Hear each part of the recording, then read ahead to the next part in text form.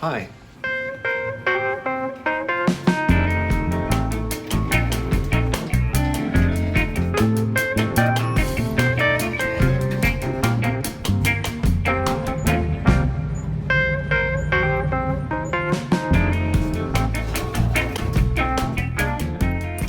I have a very exciting book to talk about today, and it raises an idea that I'm really very interested in. How often do you ask yourself, how do people see me?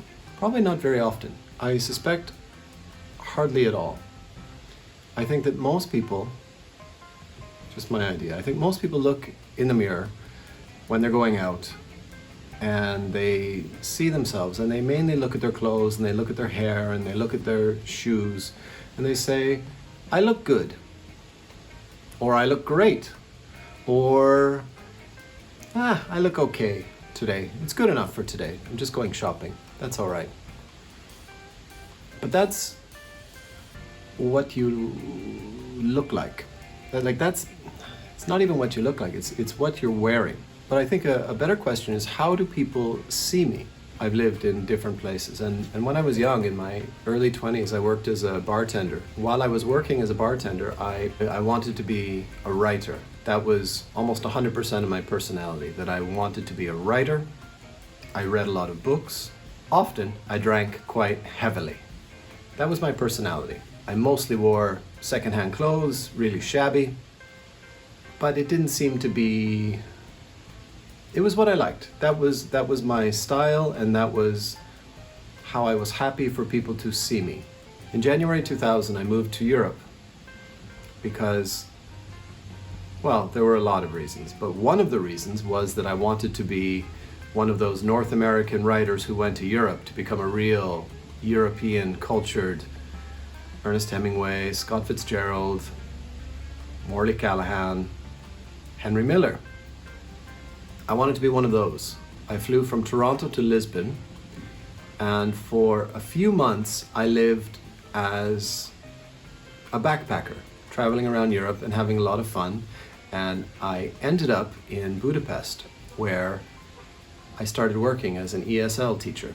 After 6 months of doing this, I realized that I had gone from being a nighttime person, bartender, to a daytime person, teacher, and I really missed being a nighttime person, although I quite enjoyed being a daytime person.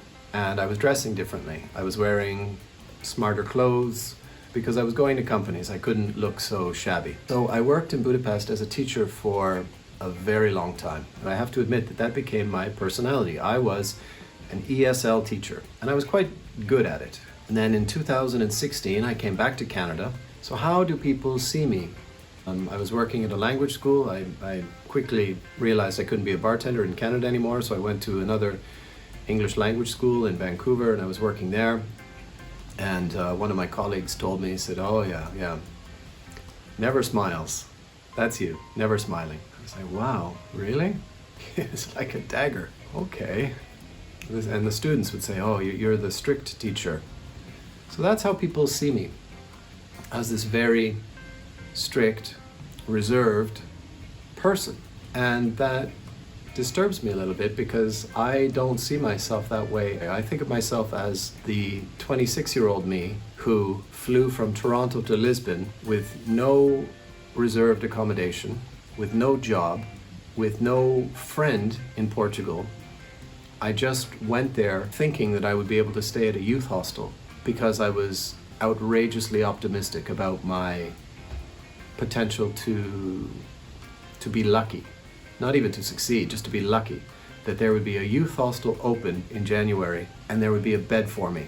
Like, the extent of my European plans were I had a plane ticket.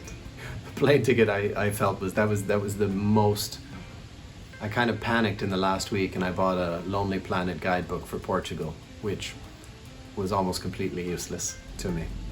So there is the discrepancy between how I see myself as kind of a happy-go-lucky, freewheeling, young, wild and free person, but not young anymore, and how other people see me. And that brings me to the book that I want to talk about today, Moon Tiger by Penelope Lively. Penelope Lively wrote Moon Tiger, and she won the Booker. This book is about this idea of how we see ourselves and our concept, our idea of how people see us. I'm going to read the back, and I'm going to read the first bit of chapter 1. Claudia Hampton, beautiful, famous, independent, is dying. Meanwhile, she tells her nurses, I'm writing a history of the world, the whole triumphant, murderous, unstoppable shoot. As memories crowd in, Claudia recreates the richly patterned mosaic of her life and times from childhood just after the First World War to the present day. But as Claudia, the successful and popular historian, knows, her story is enmeshed with the stories of others, and they too must speak. Gordon, her brother and adored adversary, Jasper, charming, untrustworthy lover and father of Lisa, her cool, conventional daughter, and at the center of Claudia's life, Tom, her one great love, both found and lost in wartime Egypt. Chapter 1. I'm writing a history of the world, she says, and the hands of the nurse are arrested for a moment. She looks down at this old woman, this old, ill woman. Well, my goodness, the nurse says, that's quite a thing to be doing, isn't it? And then she becomes busy again. She heaves and tucks and smooths. Upsy a bit, dear. That's a good girl. Then we'll get you a cup of tea. A history of the world to round things off. I may as well. No more nitpicking stuff about Napoleon, Tito, the Battle of Edge Hill, Hernando Cortázar. The works this time. The whole triumphant, murderous, unstoppable shoot. From the mud to the stars. Universal and particular. Your story and mine. I'm equipped. I consider eclecticism has always been my hallmark. That's what they've said, though it has been given other names. Claudia Hampton's range is ambitious, some might say imprudent, my enemies. Miss Hampton's bold conceptual sweep, my friends. A history of the world, yes, and in the process my own. The life and times of Claudia H., the bit of the 20th century to which I have been shackled, willy-nilly, like it or not. Let me contemplate myself within my context, everything and nothing, the history of the world as selected by Claudia, fact and fiction, myth and evidence, images and documents. Was she someone? Inquires the nurse. Her shoes squeak on the shiny floor. The doctor's shoes crunch. I mean, the things she comes out with. And the doctor glances at his notes and says that yes, she does seem to have been someone. Evidently, she's written books and newspaper articles and been in the Middle East at one time. Typhoid, malaria, unmarried, one miscarriage, one child he sees but does not say. Yes, the records do suggest that she was someone, probably, and that is divine. That is just, it makes my heart beat. You know, like as you can see from the first page, she just has these grandiose visions of who she is and what she's going to do, even though she is approaching death in a hospital. And she's fantasizing about her abilities. Meanwhile, the nurse and the doctor are, who is that silly old woman? How we look at ourselves, how others see us. The disparity between those two ideas is just wonderful. That is the book. I don't want to give you too much, but it's usually Claudia, her perspective, and then the other people in her life, her brother, or at a few points in the story, her daughter comes to visit her in the hospital, and just like the difference between the mother's opinions and the daughter's opinions are just really, it is deep. And not only that, not only the differences of perspective, it's also something that I really love in literature, something that I am so fond of is an older character looking back and taking stock of their lives. It is a theme. And usually in those types of stories, especially that are written in the first person about my life and my parents and my relationships, you need to be very careful to judge whether that character is telling the truth. But in this case, it's not that she's lying or embellishing. It's just this is the way she sees things. This is the way she considers her life.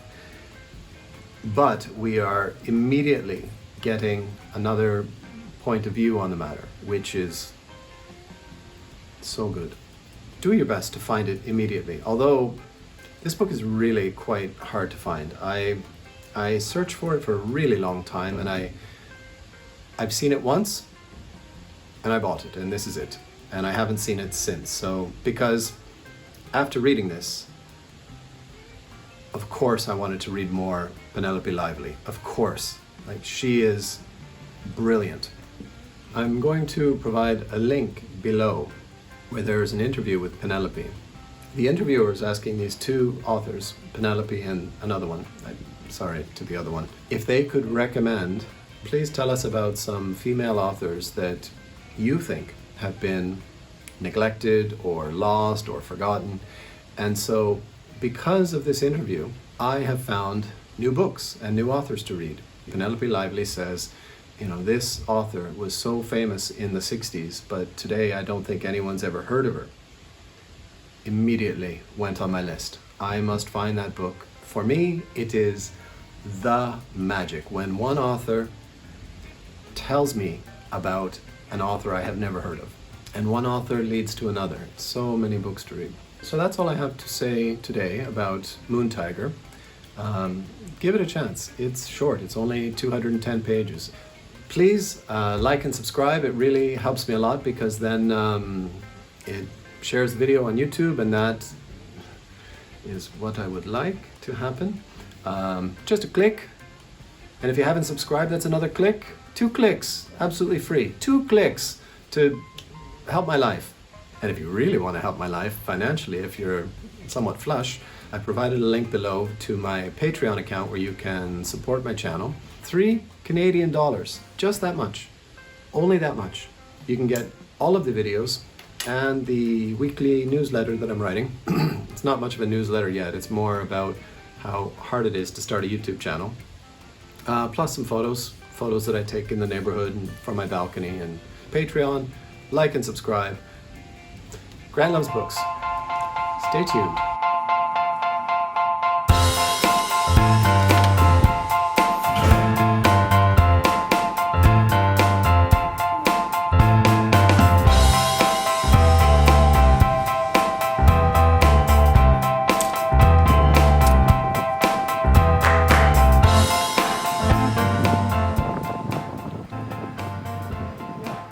Look in the mirror and ask yourself, who am I? Not only who am I, but how do people see me? How am I perceived in this society, in this world? I wonder how you see me. Come on, I'm not that frigid. I'm nice. I never had braces.